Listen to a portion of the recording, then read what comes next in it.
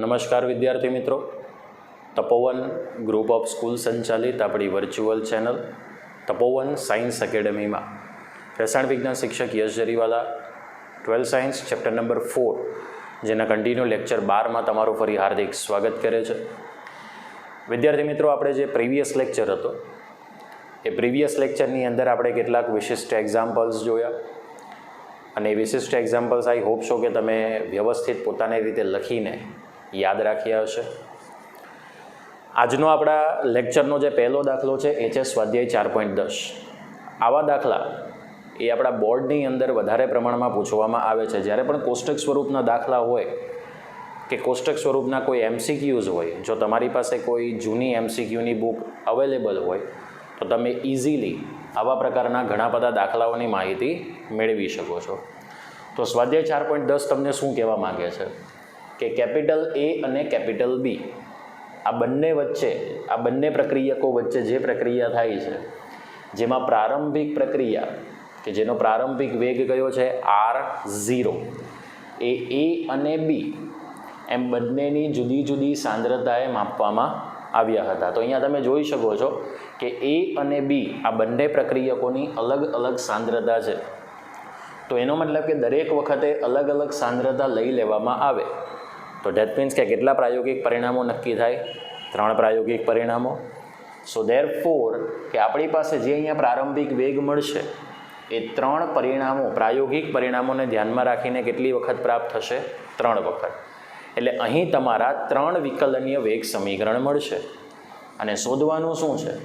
તો A અને B નો પ્રક્રિયાક્રમ શોધવાનો છે. અહીંયા લખવાનું રહી ગયું છે, બરાબર. A અને B પ્રક્રિયકો વચ્ચેનો શું શોધવાનો છે? A અને B પ્રક્રિયકનો પ્રક્રિયાક્રમ. એટલે કે એના સંદર્ભમાં પ્રક્રિયાનો ક્રમ શું હશે અને બીના સંદર્ભમાં પ્રક્રિયાનો ક્રમ શું હશે એ આપણે આઈડેન્ટિફાય કરવાનું છે. ઓકે, તો ચલો, બેઝિકલી આપણા માટે તાપમાન એક જ છે. સો ધેટ મીન્સ કે વેગ અચળાંકની કિંમત બદલાશે નહીં.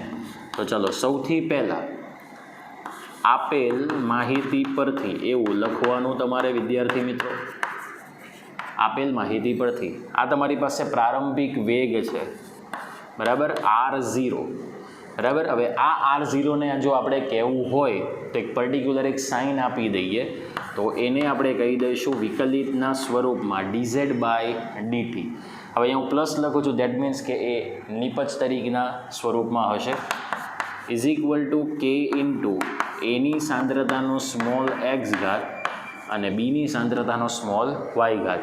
કારણ કે એની સાંદ્રતાનો x અને બીની સાંદ્રતાનો y, કારણ કે આપણે શોધવાનું છે એટલે આપણને ખબર નથી, એટલે આપણે x અને y આપણે ધારી લીધા, બરાબર. જ્યાં લખી દેવાનું કે x ઇઝ ઇક્વલ ટુ પ્રક્રિયક એના સંદર્ભમાં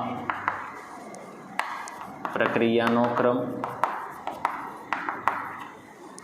ત્યાર પછી y એ પ્રક્રિયક બીના સંદર્ભમાં પ્રક્રિયાનો ક્રમ લખાશે. ચલો, હવે આને આપણે ઇક્વેશન નંબર સ્મોલ a આપી દઈએ, બરાબર. પછી અહીંયા લખી દઈએ કે પ્રાયોગિક પરિણામો સમીકરણ સ્મોલ એમાં મૂકતા. હવે જુઓ, અહીંયા તમારે થોડુંક સુધારવાનું છે. ટેક્સ્ટબુકની અંદર આ કિંમત 5.7 આપી છે, જે તમારે 5.07 કરવાની છે. તો ચલો, આ પહેલાં પ્રાયોગિક પરિણામના કિંમત છે. તો પ્રારંભિક વેગ શું છે? તો 5.07 into 10⁻⁵ is equal to K. ચલો, પહેલાં પરિણામમાં એની સાંદ્રતા કેટલી છે? 0.20. તો જુઓ, 0.20નો x ઘાત થશે. ઓકે, પછી બીની સાંદ્રતા કેટલી છે? 0.30. તો 0.30ની સાંદ્રતાનો એટલે 0.30નો y ઘાત થશે. ચલો, એ જ પ્રમાણે બીજું પરિણામ. ચલો, બીજા પરિણામની અંદર પણ પ્રારંભિક વેગ આ થશે 5.07 ગુણ્યા 10⁻⁵. ઓકે, એની સાંદ્રતા કેટલી છે? 0.20. તો એનો x ઘાત, 0.10 તો એનો શું આવશે? y ઘાત. ચલો, ત્યાર પછી પ્રારંભિક વેગ R0 ત્રીજી વખત છે 4.43 × 10⁻⁴ ઇઝ ઇક્વલ ટુ કે. બરાબર. ચલો એની સાંદ્રતા કેટલી છે? 0.40/x ઇન્ટુ બીની સાંદ્રતા 0.05નો y ઘાત. અને 1, 2 અને 3 બોલો 3 પ્રાયોગિક કિંમત હતી. તો 3 પ્રાયોગિક કિંમત ઉપરથી આપણને શું મળી ગયા? 3 પ્રાયોગિક પરિણામો. બરાબર.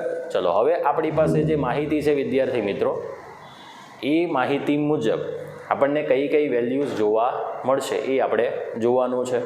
બરાબર. તો હવે આપણે એને જોઈએ.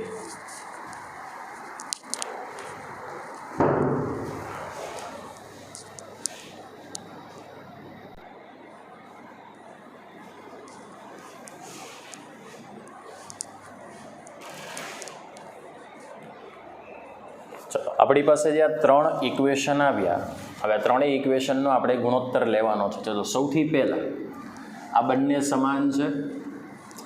બરાબર ને? આ 0.20નો x ઘાત પણ સમાન છે. તો આપણે સમીકરણ 1 અને 2નો શું લઈ લઈએ? ગુણોત્તર. તો અહીંયા લખીએ કે સમીકરણ 1 અને 2નો ગુણોત્તર લેતા. બરાબર. ચલો સમીકરણ 1ની અંદર ડાબી બાજુનું પદ કયું છે? તો 5.07 × 10⁻5 છેદમાં 5.07 × 10⁻5. ચલો પહેલું જે ઇક્વેશન છે એનું ટોટલ આપણે વેલ્યુ લખીશું 0.20નો x ઘાત ઇન્ટુ 0.30નો y ઘાત છેદમાં k ઇન્ટુ 0.20નો x ઘાત ઇન્ટુ 0.10નો y ઘાત. બોલો આ આપણને કેન્સલ આઉટ થઈ ગયેલું જોવા મળશે. આ પણ કેન્સલ આઉટ થશે. તો આખો ગુણોત્તર અહીંયા 1 મળશે. બરાબર. અહીંયા 0.30/0.10 એટલે 3/1 થાય. તો અહીંયા 3નો y ઘાત. હવે જો આનું મૂલ્ય 1 છે તો આનો મતલબ એવો થાય કે 3નો કેવો ઘાત હશે? 0 ઘાતાંક હશે. જો આધાર સરખા છે તો આપણે ઘાતાંકોને સરખાવી શકીએ. તો બોલો y ઇઝ ઇક્વલ ટુ આપણને શું મળશે? 0. બરાબર. હવે y is equal two 0 that means કે બીના સંદર્ભમાં પ્રક્રિયાનો ક્રમ કેવો આવશે? 0 આવશે. તો આના ઉપરથી આપણે કેલ્ક્યુલેશન કરી શકીએ. બરાબર. ચલો આ તમારો yના સંદર્ભમાં તમને 0 ઘાતાંક મળી ગયો. એટલે કે y જે બીના સંદર્ભમાં પ્રક્રિયાનો ક્રમ સૂચિત થતો હતો, જે આપણે અહીંયા ધારી લીધું છે, આપણને મળી ગયો. અહીંયા સુધી પહેલાં દાખલો લખી દો વિડીયો પોઝ કરીને. ચલો હવે જે બાકીની રીત છે તે આપણે જોવાની છે. ચલો હવે આપણે શું કરીશું કે સમીકરણ નંબર 3 ને 2 વડે ભાંગી લઈએ. તમે ગમે તે સમીકરણનો ગુણોત્તર લઈ શકો વિદ્યાર્થી મિત્રો, પણ અહીંયા મારી જે રીત મેં ગણી છે એ પ્રમાણે સમીકરણ 3 ને 2 વડે ભાગતા. તો સમીકરણ નંબર 3માં ડાબી બાજુ પહેલાં લખીશું 1.43 × 10⁻⁴ છેદમાં 5.07 × 10⁻⁵. ચલો આની સામેની જે બાજુ છે k ઇન્ટુ 0.40નો x ઘાત ઇન્ટુ 0.05નો y ઘાત થશે છેદમાં k ઇન્ટુ 0.20નો x ઘાત ઇન્ટુ 0.10નો y ઘાતાંક થશે. ચાલો કે કેન્સલ આઉટ કરી દો. હવે આપણે 1.43 ભાગ્યા 5.07 કરીશું એટલે 0.282 આવશે. આ 10⁻⁵ ઉપર જાય તો 10⁻+5 થઈ જશે. એટલે ઘાતાંક કેટલો રહેશે? 10નો 1 ઘાત. 0.40 ભાગ્યા 0.20 એટલે 2 થાય. સો 2⁻x થશે. અને 0.05 ઇન્ટુ 2 કરો તો 0.10 થાય છે. છેદ મોટો છે એટલે 1/2નો y ઘાત. ચલો એક સ્ટેપ આપણે આમ લઈ જઈશું એટલે ફક્ત બાકી શું રહેશે? 2.82. ઓકે. 2⁻x ઇન્ટુ 1/2 થશે. અહીંયા આપણે કારણ મૂકીએ કે y ઇઝ ઇક્વલ ટુ 0 મૂકતા જે આપણે શોધી લીધું હતું એટલે આ તો પદાવલીનું મૂલ્ય 1 થઈ જશે. Okay. So 2.82 is equal two 2x. હવે આપણે શું કરીશું, બંને બાજુ લોગ લઈ લઈએ.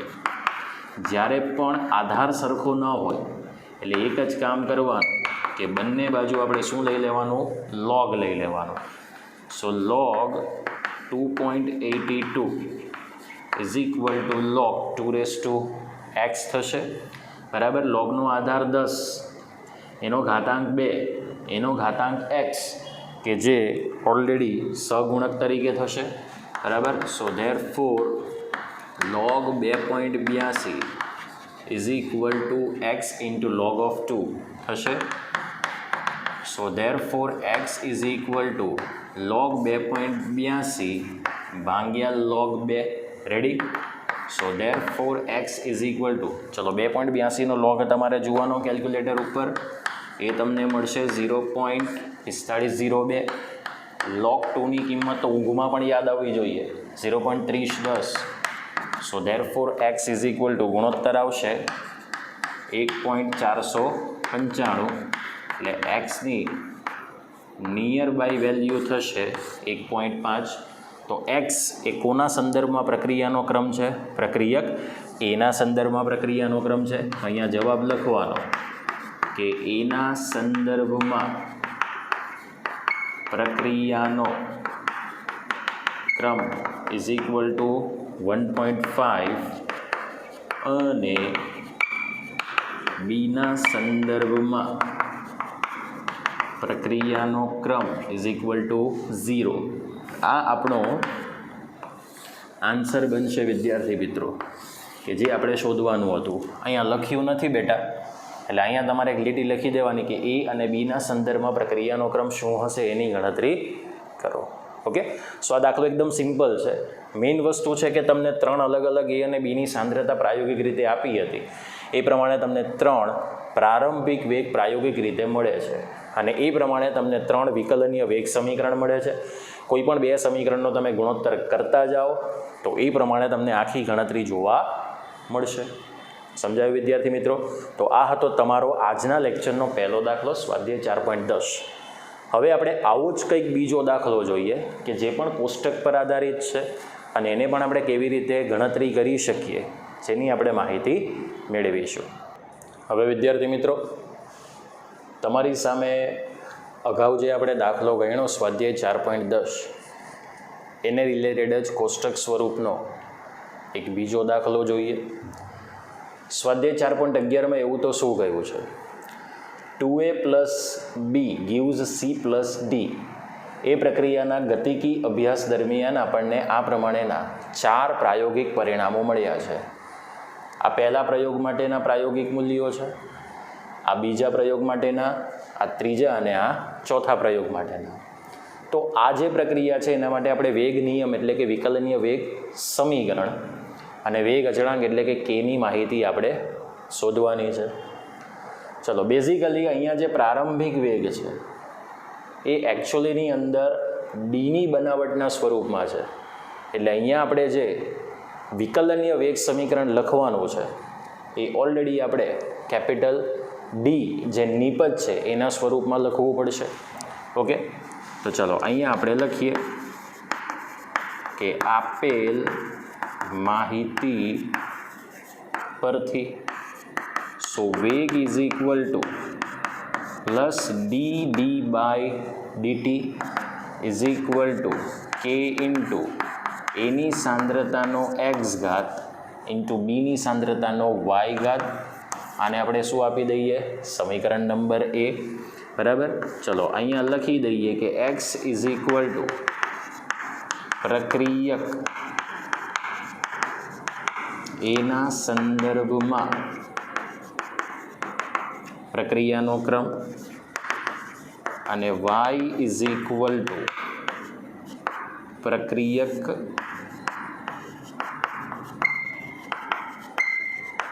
બીના સંદર્ભમાં પ્રક્રિયાનો ક્રમ. હવે આ જે પ્રાયોગિક કિંમતો છે તે આપણે સમીકરણ નંબર 1માં મૂકી દઈશું. તો અહીંયા લખીએ પ્રાયોગિક મૂલ્યો સમીકરણ એમાં મૂકતા, એટલે તમારા કેટલા સમીકરણ બનશે?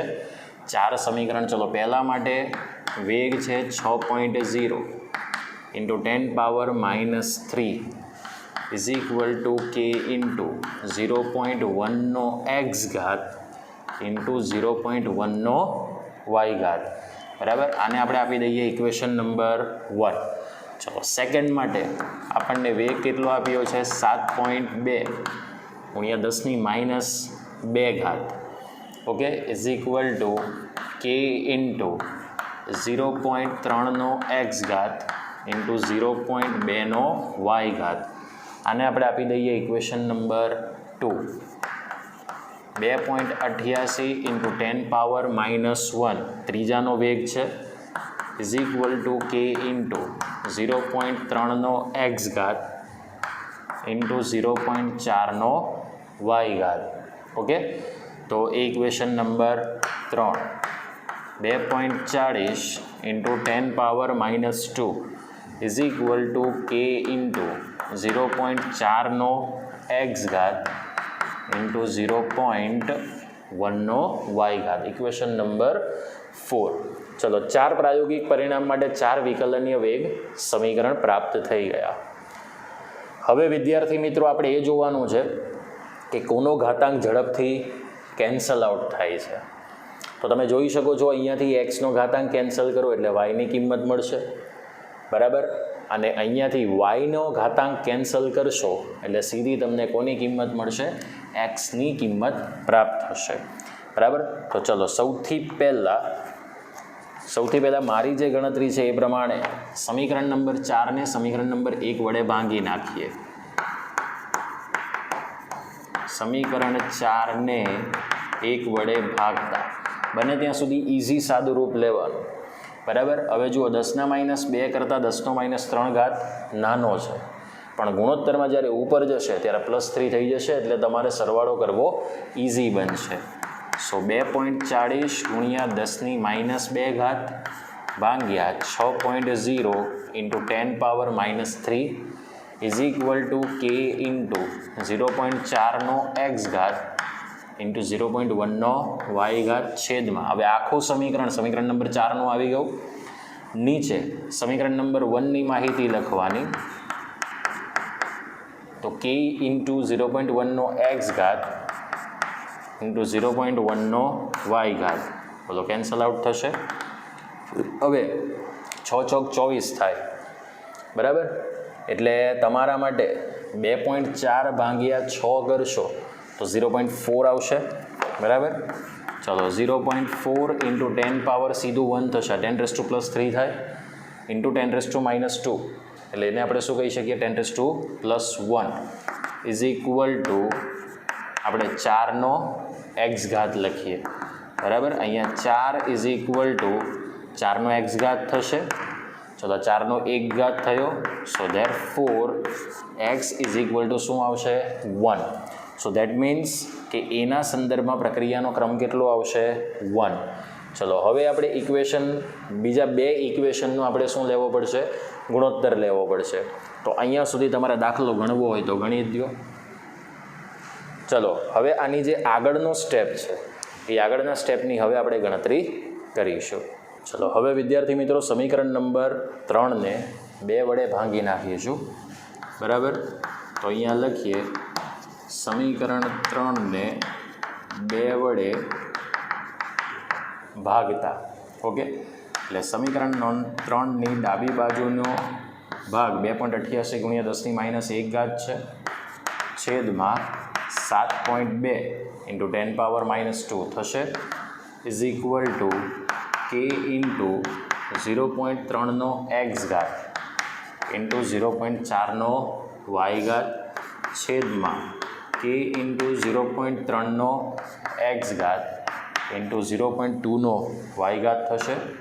ચલો આટલો ભાગ કેન્સલ આઉટ થશે. 2.88 ભાગ્યા 7.2 એટલે એ પણ આપણને મળશે 0.4 into 10⁻1 is equal two 2y થશે.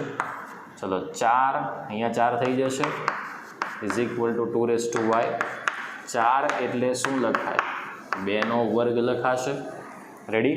તો ચલો અહીંયા આપણી પાસે y ઇઝ ઇક્વલ ટુ 2 એટલે બીના સંદર્ભમાં પ્રક્રિયાનો ક્રમ કેટલો આવશે? 2 આવશે, બરાબર. તો હવે આપણે જે શોધવાનું છે પહેલું વેગ નિયમ લખતા, ચલો વેગ નિયમ લખતા એટલે આ તમારી પાસે વિકલનીય વેગ સમીકરણ છે, બરાબર. તો ચાલો એના ઉપરથી plus d/dt is equal to k into એની સાંદ્રતાનો 1 ઘાત અને બીની સાંદ્રતાનો વર્ગ, બોલો આવશે. આ તમારું આવી ગયું વિકલનીય વેગ સમીકરણ, જે આપણે પહેલી માહિતી શોધવાની હતી. ચલો હવે આપણે શું કરીશું કે આ આપણી પાસે એક્સ અને વાયની કિંમત તો આવી ગઈ, તો એક્સ અને વાયની કિંમત મુજબ 4 અલગ અલગ સમીકરણ મળશે, બરાબર. તો આપણે કોઈ પણ એક સમીકરણની અંદર એક્સ અને વાયની કિંમત આપણે મૂકી દઈએ તો ઇઝીલી આપણે કેની કિંમત શોધી શકીએ. કેમ એવું વિદ્યાર્થી મિત્રો? કારણ કે અહીંયા તાપમાન સમાન છે. તાપમાન સમાન હોય તો કેની કિંમત કદી બદલાતી નથી, એ તો કેવી આવે છે? અચળ જ આવશે. ઓકે, તો ચાલો આપણે જે શોધવાના છે એમાં આપણે એક્સ અને વાય એમ બંનેની કિંમત કોઈ પણ એક સમીકરણની અંદર મૂકી દઈએ તો આપણને ઇઝીલી કેની કિંમત મળી જશે. હવે આનો એકમ આપણી પાસે છે mole into litre inverse into minute inverse. જ્યારે આ સાંદ્રતાનો ઘાતાંક છે તો જેટલો ઘાત આવશે સાંદ્રતાનો એટલો જ સાંદ્રતાનો ઘાત બનશે. એવું આપણે ઓલરેડી 11 સાયન્સના 7મા ચેપ્ટરમાં શીખી ગયા છે. સમજાઈ ગયું? તો હવે આપણે આના પછીના જે સ્ટેપની ગણતરી છે એ પ્રમાણે હવે આપણે જોઈશું. હવે આપણે 4માંથી કોઈ પણ એક સમીકરણની અંદર આપણે એક્સ અને વાયની કિંમત મૂકી દઈએ તો સમીકરણ નંબર 1માં મૂકીએ તો દાખલો અહીંથી લખવાનો છે.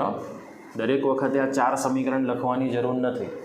આ તો મેં સમીકરણ એટલા માટે રહેવા દીધા છે કે તમને ખબર પડે કે સમીકરણ નંબર 1, 2 કે 3 કયું છે. ઓકે, તો અહીંયા લખીએ વેગ અચળાંક કેની કિંમત શોધવા માટે એક્સ અને વાયની કિંમત સમીકરણ 1માં મૂકતા. તો ચલો અહીંયા આનો એકમ લઈ લઈશું 6 × 10⁻³ જે રકમમાં આપ્યો છે mole into litre inverse into minute inverse is equal to K into 0.1નો 1 ઘાત એટલે સીધી એક જ સાંદ્રતા આવશે mole into litre inverse into 0.1નો વર્ગ, that means mole into litre ઇન્વર્સનો વર્ગ થશે, બરાબર. હવે આપણે કે શોધવાનું છે. So therefore K is equal to આના છેદમાં બધું આ જશે 6.0 ઇન્ટુ 10⁻³ હવે આને આપણે આ પ્રમાણે લખી શકીએ મોલ ઇન્ટુ લિટર ઇન્વર્સનો 1 ઘાત ઇન્ટુ શું આવશે? Minute inverse. ચાલો છેદમાં 0.1નો 1 ઘાત છે એટલે એમને એમ જ રહેશે. સો મોલ ઇન્ટુ લિટર ઇન્વર્સનો 1 ઘાત ઇન્ટુ 0.01 થાય 0.1નો વર્ગ એટલે તો મોલ ઇન્ટુ લિટર ઇન્વર્સનો શું થશે? વર્ગ. ચલો આ 1 ઘાત છે કેન્સલ આઉટ કરી દો. સો therefore K is equal two હવે જુઓ 6 ભાગ્યા 0.1 ભાગ્યા 0.01. હવે જુઓ 1/10 1/100 એટલે 1/1000 થયું. તો છેદનો છેદ ક્યાં જશે? અંશમાં. તો 6ની સાથે 1000 ગુણી દો એટલે 6000 થઈ જશે ઇન્ટુ 10⁻³ હવે mole into litre inverse square ઉપર જશે તો mole into litre inverse raise to શું આવશે? -2 ઇન્ટુ શું લખી શકાશે? Minute inverse. So therefore K is equal to 3 step આપણે આમ આવી જઈએ 6.0 ઇન્ટુ 10⁻³ 10⁻³ તો હતા જ mall race to -2 litre square into minute inverse. So therefore K is equal two બોલા કેન્સલ આઉટ થઈ જશે.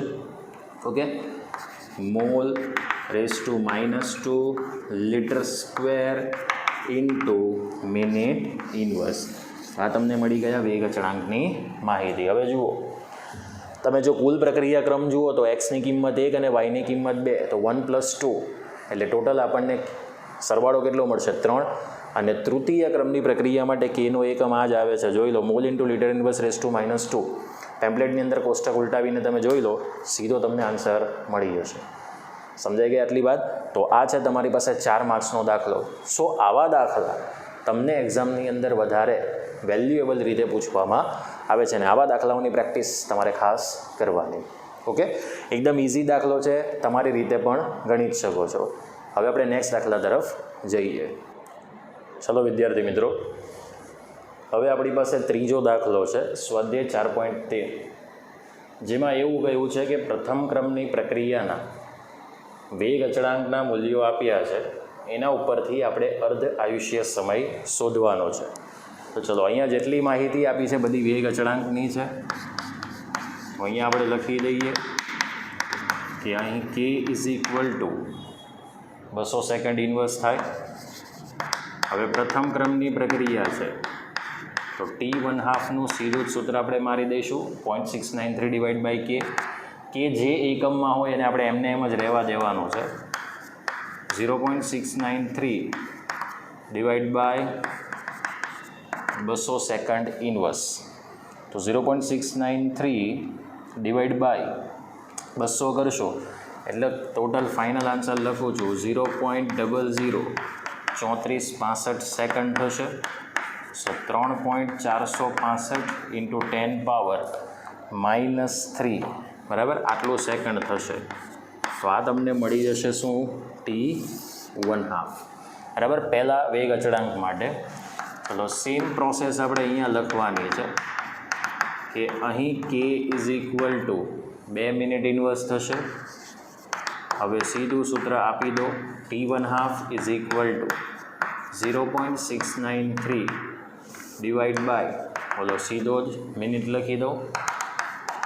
તો t1/2 તમને મળશે 0.231 બરાબર. 0.693 / 2 કરશો, ઓકે રેડી, એટલે 0.3465 મિનિટ આવશે. આ તમને મળી ગયું છે એમાં મિનિટમાં. ચાલો, એ જ પ્રમાણે આપણે રીત અહીંયા લખીશું કે k = 4 વર્ષ ઇન્વર્સ એટલે કે યર્સ ઇન્વર્સ થશે. સો t1/2 = 0.693 / 4 બોલો યર થાય.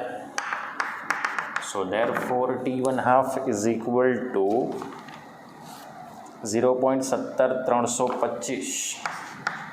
0.17325 બોલો યર થશે. એટલે લખાય 0.1732 વર્ષ બરાબર. આ તમારો આવશે t1/2 એ 4 વર્ષ ઇન્વર્સ માટે. સમજાઈ ગયું? તો તમને અહીંયા 3 વેગ અચળાંકની કિંમત આપી હતી, અને 3 વેગ અચળાંકની કિંમત પરથી આપણે એના માટે શું આઈડેન્ટિફાઈ કરી લીધું હતું? અર્ધ આયુષ્ય સમય. ઓકે, તો આ થઈ ગયું તમારી પાસે એકદમ સિમ્પલ દાખલો છે. 3 માર્ક્સનો પૂછવો હોય તો દરેકની ગણતરી આપણને 1 માર્ક્સની અંદર પૂછી શકાય. ઓકે, હવે આપણે નેક્સ્ટ દાખલા તરફ જઈએ.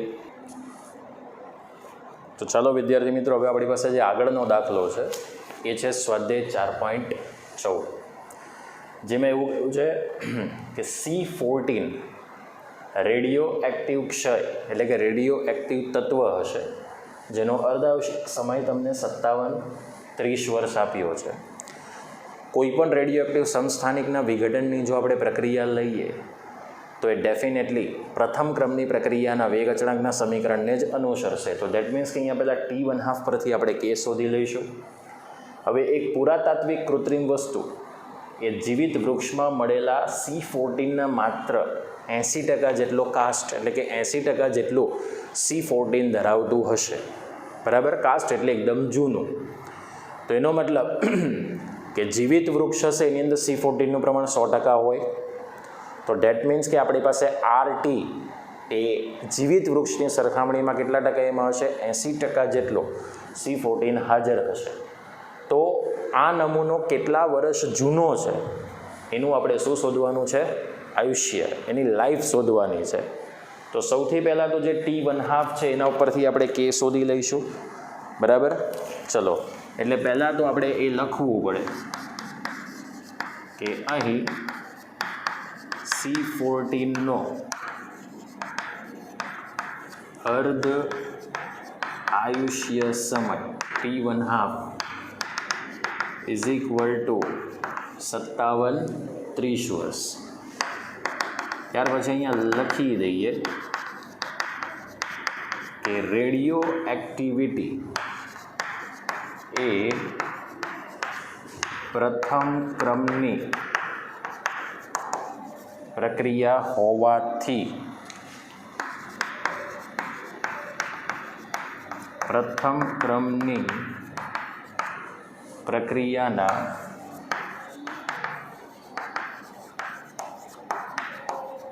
અર્ધ આયુષ્ય સમયના સૂત્ર પરથી T1/2 is equal to 0.693 divide by K થશે. So therefore K is equal to 0.693 divided by T1/2. So therefore K is equal to 0.693 divided by 57-30 વર્ષ થાય. So therefore K is equal to 0.693 divided by 57-30 એટલે total આવશે 0.000121 વર્ષ inverse લખાશે. So therefore K is equal to 1.21 ગુણ્યા 10⁻⁴ શું લખાશે? વર્ષ ઇનવર્સ. ચલો હવે આપણને આ કે મળી ગયો. ત્યાર પછી આપણે અહીંયા એક સેન્ટેન્સ લખવું પડે કે મૃત ઝાડના નમૂનામાં C14નું પ્રમાણ. મૃત ઝાડ બરાબર એટલે કે પુરાતાત્વિક કૃત્રિમ વસ્તુ નહીં કહીએ, જે મૃત બની ગયું હશે. તો અહીં મૃત ઝાડના નમૂનામાં C14નું પ્રમાણ એ જીવિત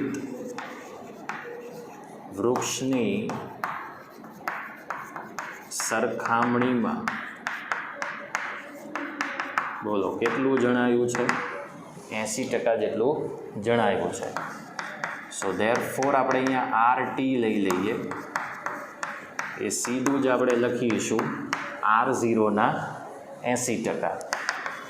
એટલે 0.80 ઇન્ટુ R0 થશે બરાબર. એ સીધું તમને મળી ગયું. ચલો હવે સીધું સૂત્ર એપ્લાય કરવાનું પ્રથમ ક્રમની પ્રક્રિયાના વેગ અચળાંકનું. So K is equal to 2.303 divide by T into log of R0ના છેદમાં RT. તમે અહીંયા લોગના બેઝમાં 10 લખો નહીં લખો કંઈ ફરક નહીં પડે.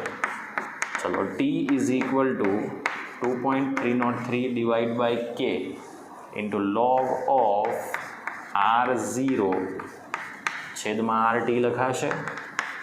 સો therefore T is equal to 2.303 divide by 1.21 into 10⁻⁴ into log R0 કેટલું આવશે? R0ને આપણે R0 જ રહેવા દઈએ અને RT એ આપણે કેટલું ફાઇન્ડ આઉટ કરી દીધું? 0.80 R0 કેન્સલ આઉટ થશે. So therefore T is equal to ચલો 2.303 ડિવાઇડ બાય 1.21 1.9033 ઇન્ટુ 10⁻+4 આવશે ઇન્ટુ લોગ ચલો 1/0.80 એટલે 1.25 આવશે. 4 સ્ટેપ આપણે આમ ખસી જઈએ એટલે 19,033 થઈ જશે. So therefore T is equal to 19,033 આ સીધું કેન્સલ આઉટ કરી દો અને લોગ 1.25 એટલે 0.0969. So T is equal to ગુણાકાર કરો તો 1844.29 વર્ષ. So therefore T is equal to 1844 વર્ષ આ નમૂનો જૂનો હશે એવું આપણે કહી શકીએ. ચલો ફરીથી તમને સાદું રૂપ સમજાવી દઉં છું. આટલે સુધી તો કિંમત મૂકતા તમને આવડી ગઈ હશે. 2.303 ભાગ્યા 1.21 એટલે 1.9033 ઇન્ટુ 10⁻+4 થઈ જશે આ ઉપર જાય એટલે. log 1/0.80 એટલે log 1.25 થશે. હવે 1, 2, 3 અને 4 સ્ટેપ તમે જમણી તરફ જશો એટલે 19,033 ગુણ્યા 10 - 4, 10 + 4 તો હતા જ, કેન્સલ આઉટ થઈ જશે એટલે માત્ર શું બાકી રહેશે? 19,033 ઇન્ટુ આ log 1.25ની જે કિંમત છે 0.0969 થશે. ઓકે, ચલો આ બેનો ગુણાકાર કરશો એટલે 1844.29 વર્ષ આવશે, જે કેટલી લખી શકાય? 1844 વર્ષ. એટલે અહીંયા જે આપણે પુરાતાત્વિક કૃત્રિમ વસ્તુ છે, બરાબર, એ કેટલા વર્ષ જૂનો નમૂનો છે? તો 1844 વર્ષ જૂનો નમૂનો છે એવું આપણે અહીંયા સાબિત કરી શકીએ. સમજાઈ ગયું? તો આ હતો તમારી પાસે અગત્યનો 3 માર્ક્સનો દાખલો છે, સ્વાધ્યાય 4.14. તો વિદ્યાર્થી મિત્રો, આજનું લેક્ચર આપણે અહીંયા પૂર્ણ કરીએ છીએ. બરાબર, ફરી પાછા આપણે મળીશું નેક્સ્ટ લેક્ચરની અંદર. બરાબર, તો આજના જેટલા પણ દાખલા છે એ પણ તમારે હોમવર્કમાં પાકી નોટબુકમાં તો ગણવાના, પણ સાથે સાથે પ્રેક્ટિસ માટે તમારે 2-3 વાર ગણશો એટલે તમને આવડી જશે. જય હિન્દ, જય ભારત.